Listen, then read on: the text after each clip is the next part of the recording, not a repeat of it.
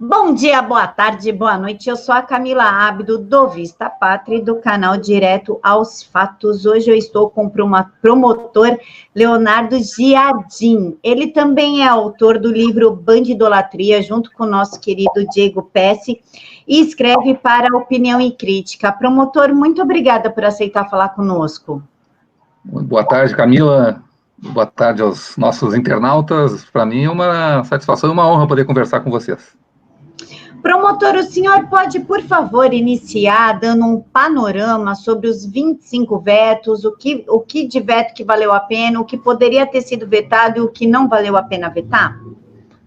Bom, em relação aos vetos, né, dessa lei que foi promulgada agora, essa lei que foi sancionada pelo presidente da República, né, que é a Lei 13.964, agora da véspera do Natal, eu diria que o grande ausente, ou os grandes ausentes desse veto, o grande ausente é a regulamentação em relação à criação do Instituto do Juiz de Garantias. Né? E os vetos que foram colocados, um total de 25, todos eles têm a sua pertinência, né, estão bem fundamentados. Né, nós temos aqui como exemplo, por exemplo, o veto ao parágrafo 2º do artigo 141 do Código Penal, que é em relação aos crimes contra a honra, que diz que se o crime de calúnia, injúria, difamação for cometido ou divulgado por qualquer modalidade das redes sociais, da rede mundial de computadores, aplica-se em triplo a pena. Né? E viria ao encontro dessa censura que se tenta fazer nas redes sociais, né? Sobretudo quando se tenta imputar a prática de fake news e vincular isso aí de uma maneira que seja considerada crime contra a honra de alguém.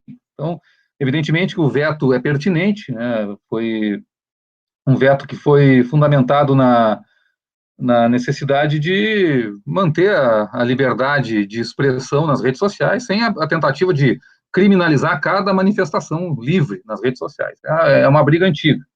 Então, nós tivemos outros vetos que foram interessantes, até gostaria de destacar alguns, né? Por exemplo, a questão da captação ambiental.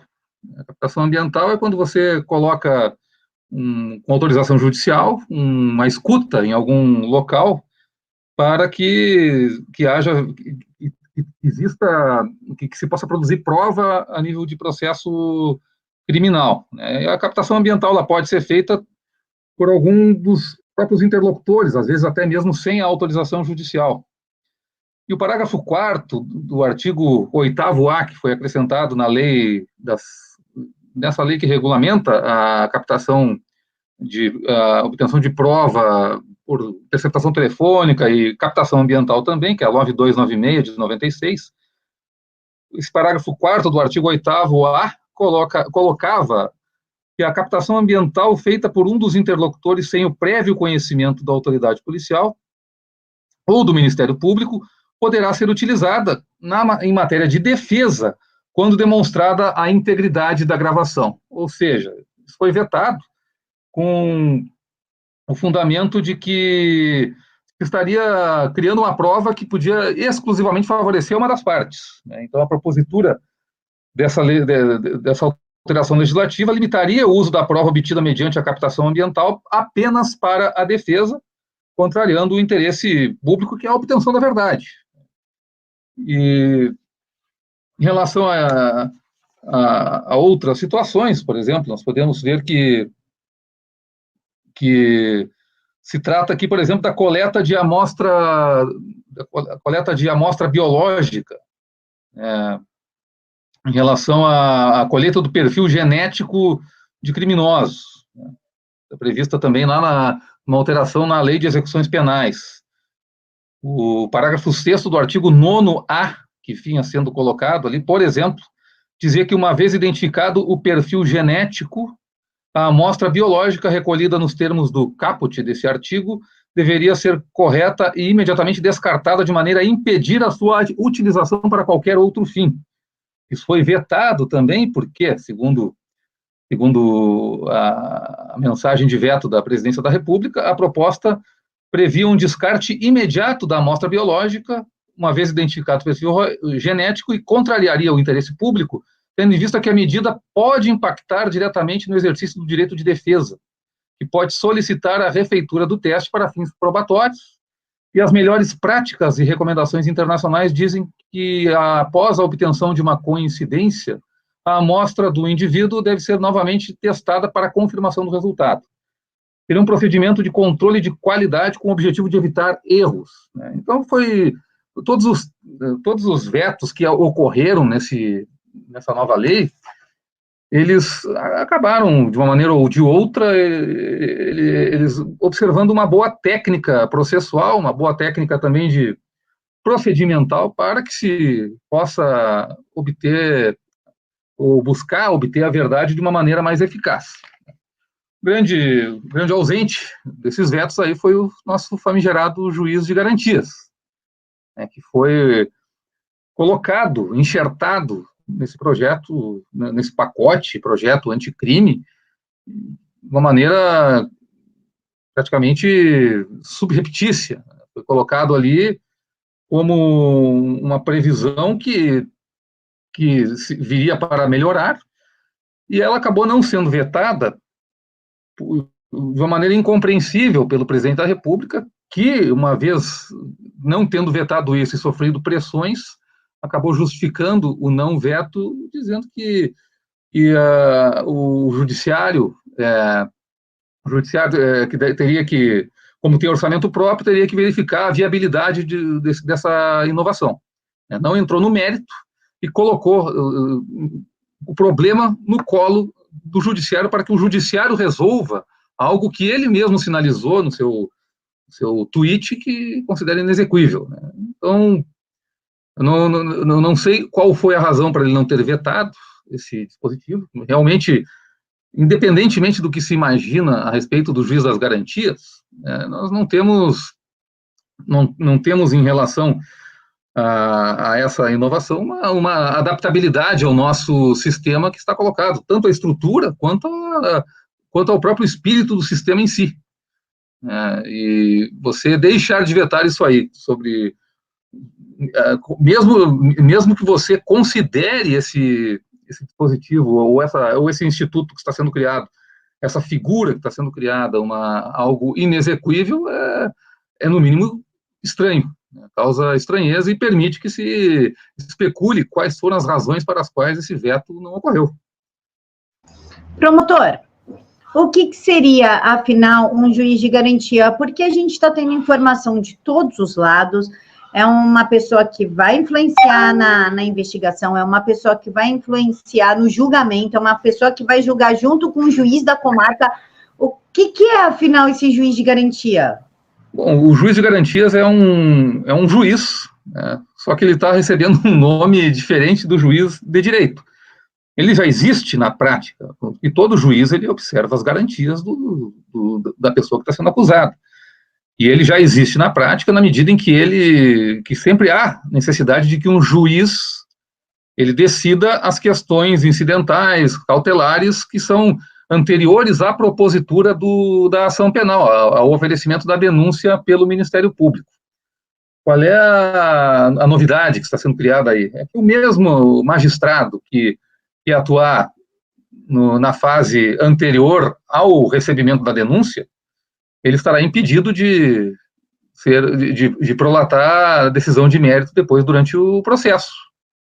É como se ele estivesse contaminado pelo contato que ele teve com a prova do processo anterior ao oferecimento da denúncia.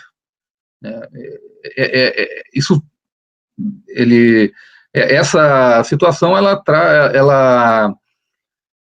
tem embutida nela o pensamento de que o juiz, uma vez tendo contato com a prova anteriormente ao oferecimento da denúncia, ele seria suspeito para julgar o acusado, como se ele tivesse algum motivo para manter alguma restrição em relação aos direitos e liberdades do réu, quando ele pode analisar essas medidas todas, e sempre analisou e sempre analisará de uma maneira imparcial e de uma maneira equidistante daquilo que ele efetivamente decide com base na lei e não com base em sentimentos.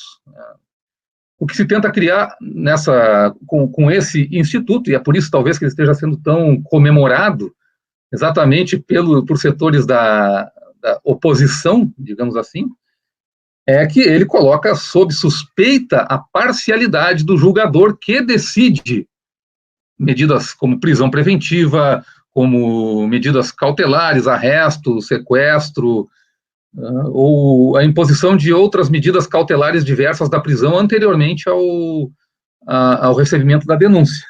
Isso não vai mudar a natureza humana, né?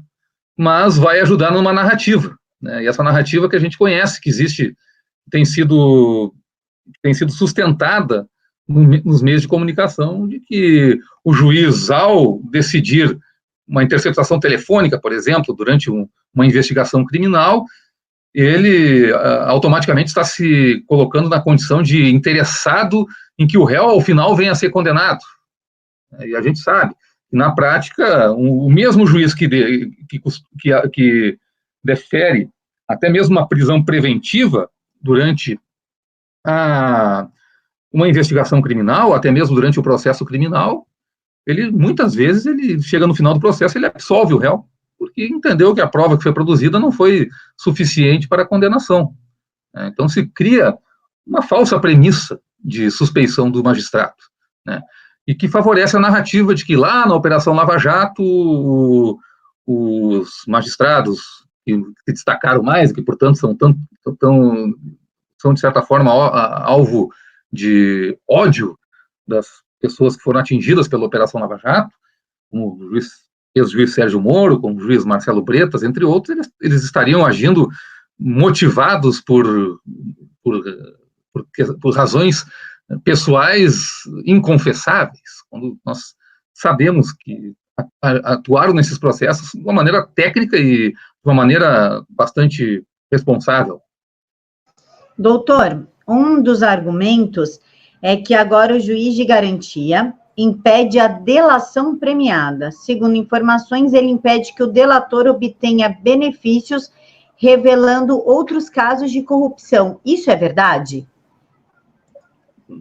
Olha, o juiz de garantias é o juiz que vai fazer a análise, segundo a lei que foi aprovada, a análise do conteúdo e da legalidade, da colaboração premiada, terá a incumbência de verificar se o colaborador ele não foi coagido de alguma forma, e a lei, de uma certa forma, nesse aspecto, ela tenta sugerir que o sujeito que está preso, por exemplo, ele está numa situação de maior vulnerabilidade e, portanto, mais suscetível a pressões. Seria o juiz de garantias o magistrado que estaria apto a fazer essa análise, né, que eu repito, poderia ser feita por qualquer juiz, porque qualquer juiz é um juiz de garantias. Você criar essa denominação. É claro que ele pode, o juiz de garantias, ou o magistrado hoje, que vai fazer esse filtro em relação ao acordo de colaboração premiada, é claro que ele tem a liberdade funcional de fazer esse tipo de avaliação e de juízo.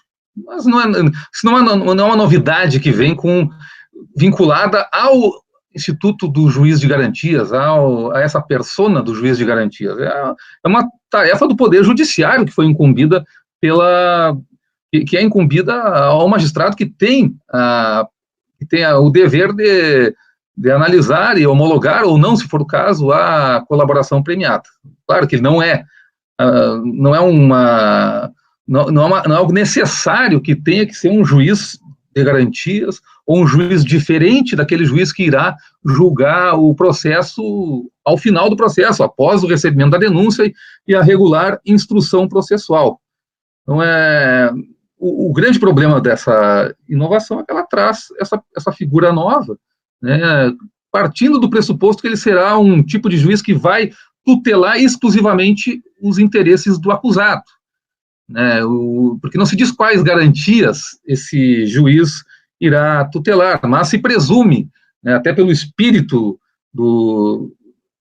das alterações que foram feitas, pelo espírito de quem promoveu essas alterações, que esse juiz deverá garantir somente os direitos e garantias dos réus, e não tem nada a ver com os direitos e garantias da sociedade em geral. Então, a premissa de que acabou a delação premiada é falsa. Não, o que aconteceu foi que a colaboração premiada nessa nova lei, ela foi regulamentada de uma maneira um tanto quanto minuciosa demais, e cada vez que você regulamenta de uma maneira minuciosa um instituto, né, e você traz para o texto da lei questões que são muitas vezes subjetivas, questões que são até decorrentes da prática, da experiência e do bom senso, e você coloca isso no texto da lei, você está dando munição para que aquela colaboração, aquela medida tomada, ela seja questionada, com base em cada um desses requisitos que estão na lei e que não precisariam estar na lei, porque muitas vezes decorre do bom senso, mas você gera uma possibilidade maior de questionamentos. Você é tão minudente, você busca ser tão exaustivo ao regulamentar o instituto, que você acaba o engessando. Isso não tem nada a ver com a questão do juiz ser um juiz de garantias ou um juiz qualquer que tenha competência para apreciar aqueles pedidos. Então, o problema todo é o excesso de minúcia na regulamentação do Instituto. Doutor, o senhor pode explicar como é que ficou agora a prisão preventiva e a audiência de custódia? Pois é, essa audiência de custódia, ela foi uma criação que veio de cima para baixo, né, sem passar anteriormente pelo Congresso Nacional, e dessa vez o Congresso Nacional acabou se rendendo aos grupos de pressão que fizeram com que esse instituto fosse criado ao arrepio da lei. Agora foi colocado na lei, vai funcionar exatamente da maneira como estava funcionando, ou seja, essa audiência de custódia, ela vai funcionar com a apresentação imediata, ou num prazo exíguo do sujeito que foi preso, a uma autoridade judiciária, né, que é o juiz, agora o juiz de garantias, que terá que analisar não se o sujeito foi preso merecidamente, se ele cometeu, por exemplo, se foi preso em flagrante, se ele cometeu o delito ou não. Vai buscar analisar se houve alguma irregularidade por parte das pessoas que o prenderam, ou seja, dos agentes policiais, né, dos agentes de persecução criminal que o prenderam. É uma audiência que, da maneira como ela foi regulada no Brasil, ela só serve para colocar em dúvida, para criar uma presunção de ilegalidade ou ilegitimidade da atuação dos órgãos de persecução criminal que conseguiram, ou que acabaram prendendo um delinquente, né, seja cumprindo um mandado judicial, seja o prendendo em flagrante delito. Então, esse é o grande problema da audiência de custódia. Né, e você colocou outra situação, além da audiência de custódia? Sobre a prisão preventiva, porque também o pessoal está com dúvida em relação à prisão preventiva. Pois é, a questão da prisão preventiva, ela é uma das mais delicadas, né, e que isso está passando batido, né, o pessoal não está prestando muita atenção nisso. Mas é outro instituto que que teve uma regulamentação minuciosa e exaustiva, e eu diria engessante para o magistrado que tem que decretar uma prisão preventiva analisando um caso concreto. Aí se colocou na lei algumas situações bastante problemáticas, eu me permito aqui trazê-las agora, né, de uma maneira mais detida. Então, o que mudou na prisão preventiva? A prisão preventiva, o que é? É quando você tem, basicamente, uma situação em que você precisa prender alguém cautelarmente durante uma instrução uma instrução processual ou uma investigação criminal. Logo, não é uma prisão que signifique uma pena, e sim uma medida cautelar extrema, que vai levar o sujeito para a cadeia. Por quê? Porque existe o chamado fumus boni iuris, ou seja, a fumaça do bom direito, ou seja, há indícios veementes de que aquela pessoa realmente cometeu o crime, né, passível de decretação de prisão preventiva, e o chamado periculum libertatis, né, que é o fato de que o sujeito está colocando em risco, seja a ordem pública, seja a própria instrução criminal, ou seja, ele está talvez ameaçando testemunhas, tentando suprimir provas ou coisa parecida, ou até mesmo a própria aplicação da lei penal. Há um risco, por exemplo, de que o sujeito vá fugir, vá se evadir para sequer responder o processo, ou se ele for condenado, ele vai se colocar voluntariamente na condição de foragido.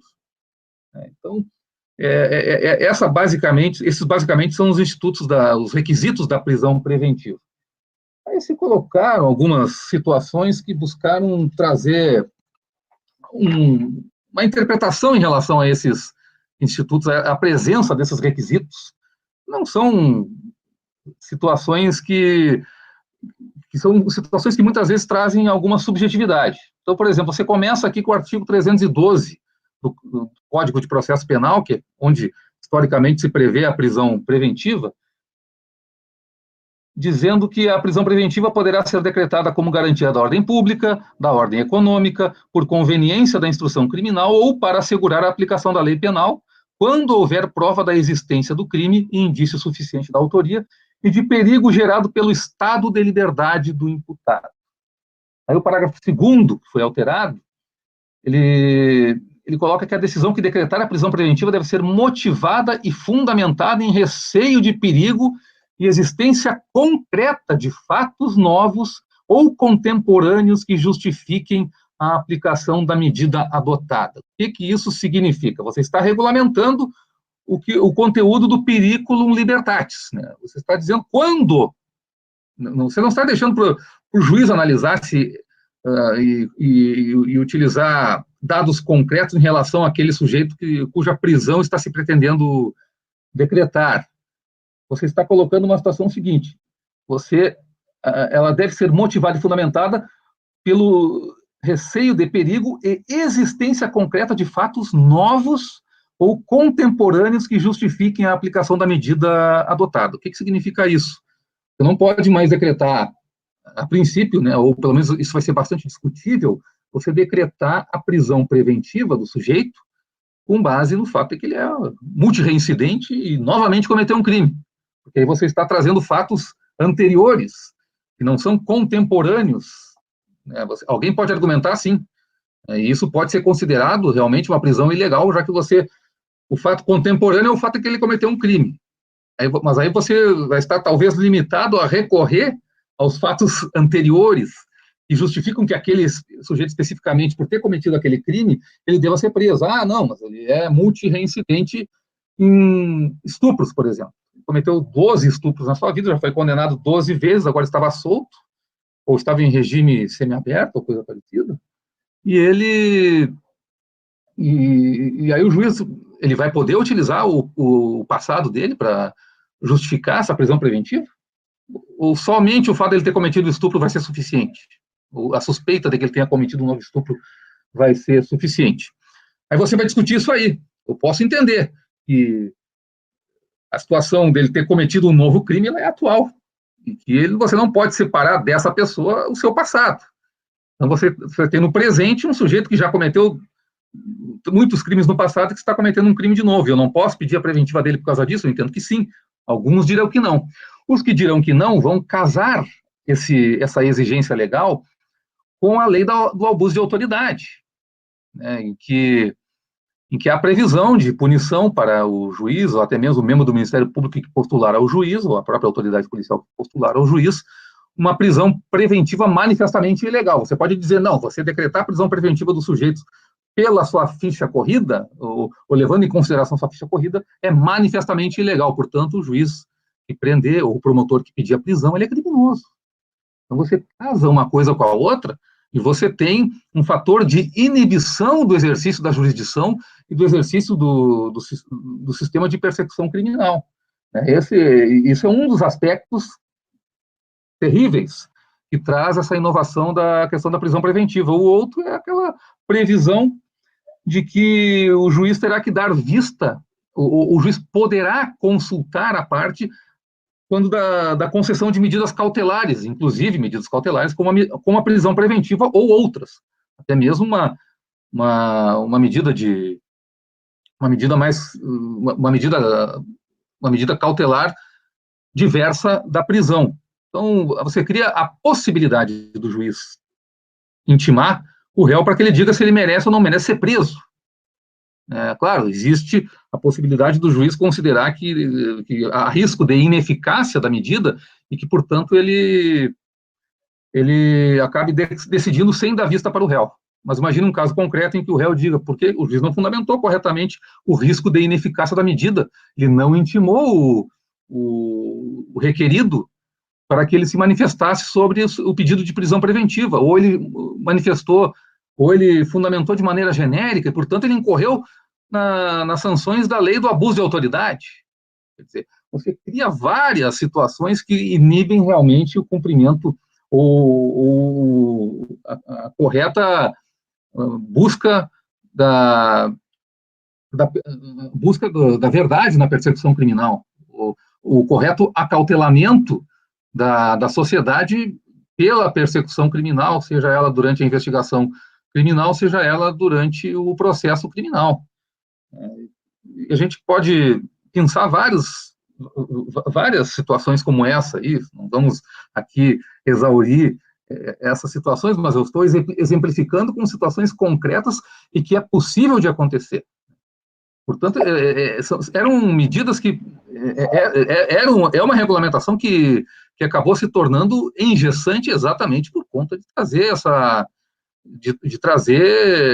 essa espada de Damocles sobre a cabeça de quem tem a responsabilidade e que precisa ter isenção e precisa estar livre de coações, né, de atuar em defesa da sociedade, buscando não só garantir os direitos do réu, que serão garantidos, mas as garantias e direitos de todos os cidadãos, sobretudo vítimas, e a própria sociedade em geral.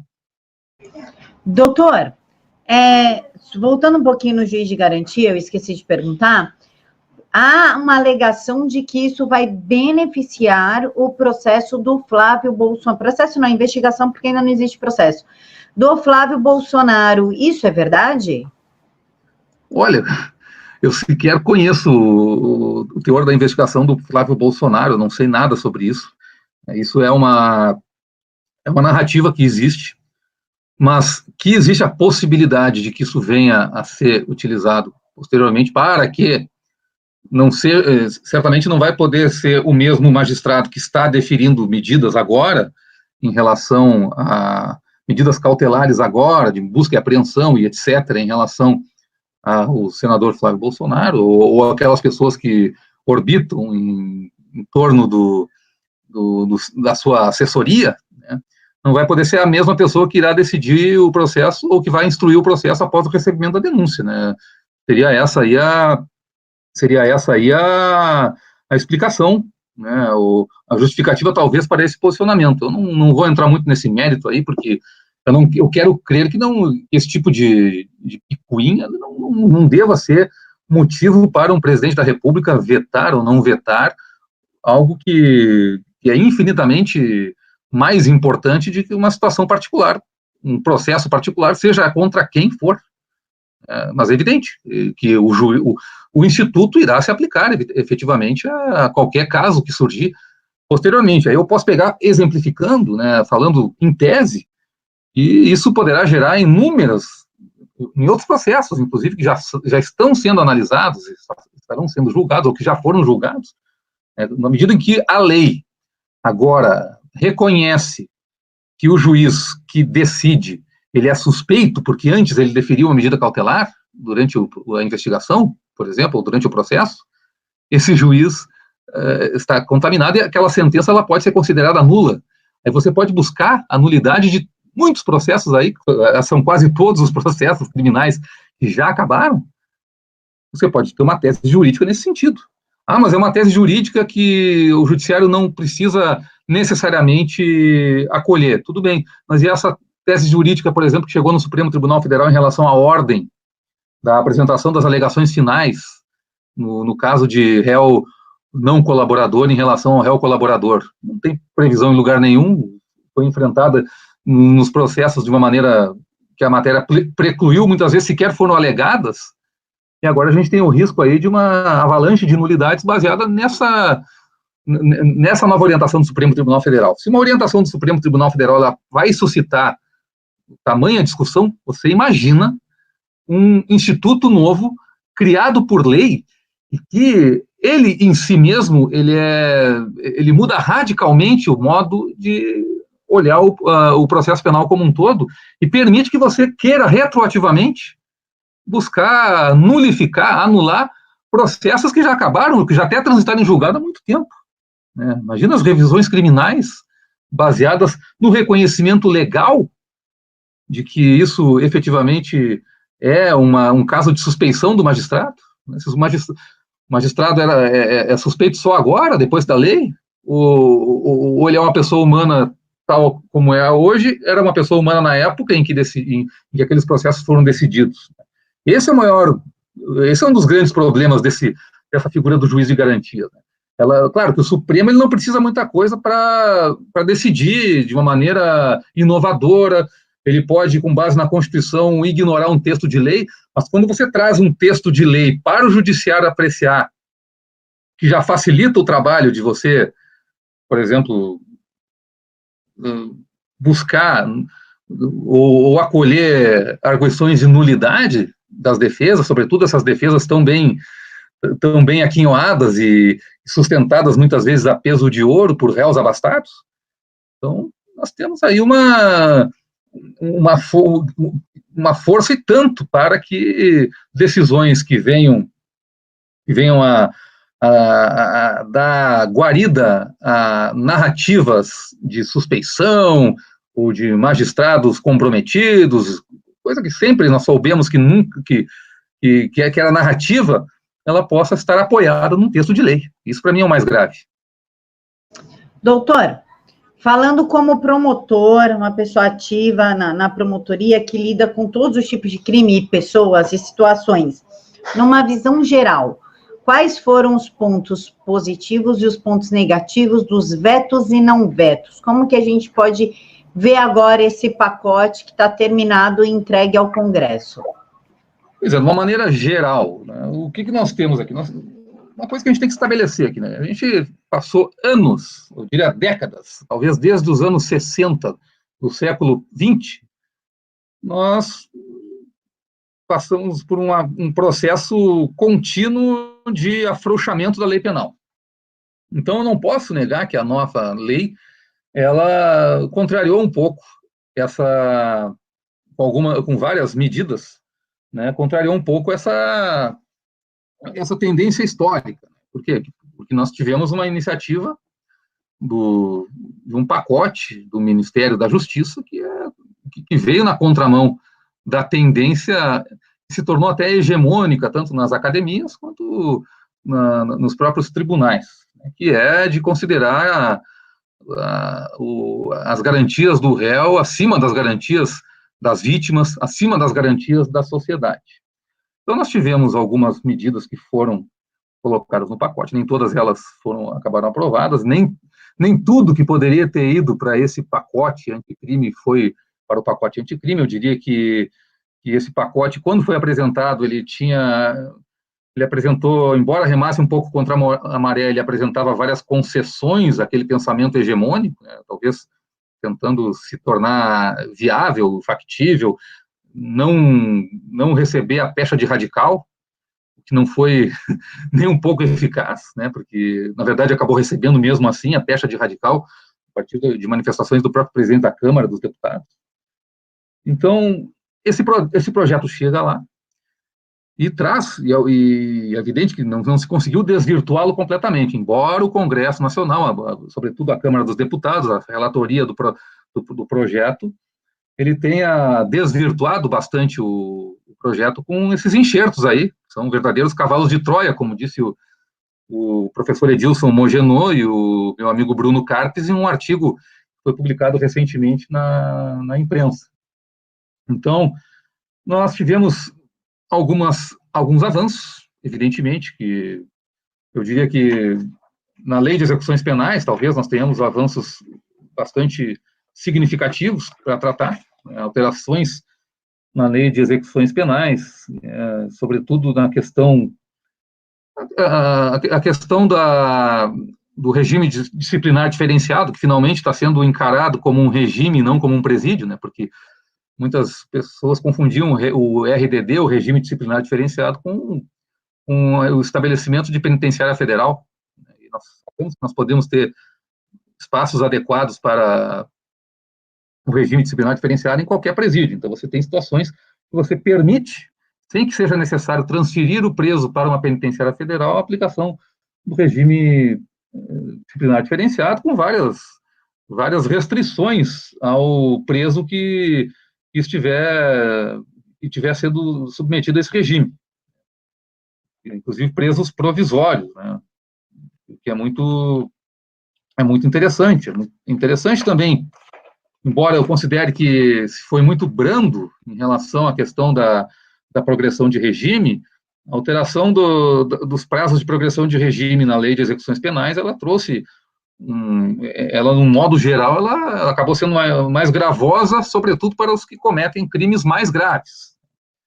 Então, há algumas medidas que foram colocadas, que foram estabelecidas, que são medidas que trazem ao criminoso que está preso situações mais drásticas. Agora, nós temos, sem entrar em muita minúcia, né, porque acabaria ficando um tanto quanto chato e exaustivo, ao mesmo tempo que nós temos medidas salutares, nós temos muitas vezes antídotos a essas medidas salutares, quando você, por exemplo, agrava a situação num réu condenado e cria mecanismos que dificultam sobremaneira a sua condenação. E quando você não resolve o problema, por exemplo, do trânsito em julgado, você permite que o trânsito em julgado seja postergado até a quarta instância, ou até o juízo final, se for o caso, até o fim dos tempos. Você permite que, na grande maioria dos casos, o processo não termine nunca. Quando é que você vai aplicar a pena que vai ser mais dura? Nunca. Esse é um grande problema. A prisão, mas também existe agravamento, até o RDD, por exemplo, ele é permitido para preso preventivo, preso provisório, preso temporário. Mas aí você cria mecanismos que inibem a prisão temporária, a prisão preventiva, por exemplo. Então, no modo geral, aquilo que veio para melhorar a efetividade do sistema, ele muitas vezes ele vai ser difícil chegar no ponto de você poder aplicar essas leis, né?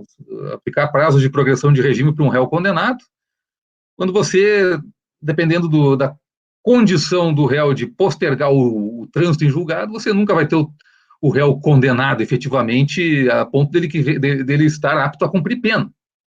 Então, claro, existem muitas situações aqui que vão ser questionadas agora. Muitas situações que eu já ouvi manifestações aí indignadas de parlamentares que disseram que fizeram, que deram acordo para que esse projeto passasse assim, com a garantia de veto, por exemplo, do juiz de garantias, né, e que depois essa garantia de veto que foi dada acabou não sendo suprida e que agora estão estudando medidas judiciais, né, vão recorrer a alguma ação direta de inconstitucionalidade, por exemplo. Mas aí você vai jogar a coisa no colo do Supremo Tribunal Federal. Aí você vai apelar para a inexequibilidade, por exemplo, do juiz de garantias. E o judiciário vai ter que resolver isso aí. Mas pode ser que o judiciário não consiga resolver nada. Pode ser que ele diga que é inexequível. Mas, ao mesmo tempo, você vai ter fornecido um dispositivo de lei que não precisa funcionar para quem não quer que o sistema funcione. A lei, para nós, cidadãos ordeiros, para mim, sou promotor de justiça, para quem é promotor de justiça, delegado de polícia, policial, juiz de direito, para quem é membro do sistema, para quem trabalha no sistema e quer ver a coisa funcionando, o que pode acontecer? Se você não tem estrutura, o sistema entra em colapso, ele não funciona. você consegue criar teses jurídicas para que o sistema funcione menos ainda. Então, para alguns, a própria inexecuibilidade de alguma lei nova que foi criada, como essa, por exemplo, com essa previsão, por exemplo, do juiz de garantias, ela é ótima, porque quanto pior, melhor. Se não está funcionando, aí é que está funcionando realmente, né? Então, eu diria que, num modo geral, fazendo uma análise bastante superficial, não, sem querer ser minudente, sem querer ter pretensão nenhuma de abrangência total de tudo que está sendo colocado, eu acredito que o projeto, do modo como foi sancionado, a lei, do modo como ela foi sancionada, ela nos traz hoje mais dificuldades do que havia antes para a punição de criminosos, sobretudo de colarinho branco. Então, eu poderia até falar do acordo de não persecução criminal que foi estabelecido com a criação no Código de Processo Penal do artigo 28A. Aqui teve uma situação que teria que ter sido vetada obrigatoriamente pelo presidente da República, eu não consigo aceitar que não tenha sido vetada. Por que é o acordo de não persecução criminal? Você faz um acordo com o réu confesso, o investigado, ele confessa formal e circunstanciadamente a prática de infração penal sem violência ou grave ameaça. Infração penal sem violência ou grave ameaça, tá bem? Mas o que é isso aí? O assassino não tem direito, o estuprador não tem direito, que bom, o estuprador e o assassino não têm direito disso. Mas e o tráfico de drogas? Ele é um crime, uma infração penal sem violência ou grave ameaça. Claro, o tráfico privilegiado ele tem a pena mínima inferior a 4 anos. Então você já está trazendo para esse cara para o acordo de não persecução criminal, né? Você traz, por exemplo, o sujeito que porta um fuzil para o acordo de não persecução criminal, porque a pena mínima inferior a 4 anos. Aqui teve uma alteração do projeto original do Ministério da Justiça, que dizia que a pena máxima não poderia ser inferior a 4 anos. Teria que ser superior a 4 anos. Inferior a 4 anos. Quando você coloca a pena mínima, aí você pode incluir aí todos os crimes contra a administração pública, corrupção passiva, corrupção ativa, concussão, peculato, tudo isso está incluído aqui. Então você não vai chegar nunca na condenação de um corrupto. Por quê? Mas você somando a corrupção, e aí alguém pode sustentar assim que, não, mas eu posso somar as penas da corrupção, o cara cometeu 12 crimes de corrupção, e eu posso dizer assim, não, mas o que importa para o cálculo disso aqui é a pena de um crime. Vai ter tese jurídica nesse sentido. Então você está dando muita munição para que o crime de colarinho branco ele esteja blindado, né?